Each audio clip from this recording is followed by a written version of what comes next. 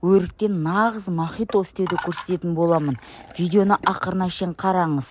Жазда шөліңді қандыратын нағыз сусын. Өріктерімізді 2-3 қайтара жуып, 1 сағатқа суға қалдыратын боламыз. Үстіндегі құрттары өлу керек. Керек заттарымызды дайындап алатын боламыз. Крышкамызды қайнатып алатын боламыз, банкымызды булаймыз, суымызды қайнатып алатын боламыз.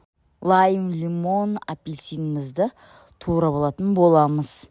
Миятамызды 2-3 минут содаға салып, тазалап сумен шайып алатын боламыз. Улап алған банкымызға өріктерімізді салатын боламыз. Қалауларыңызға қарап сала бересіз.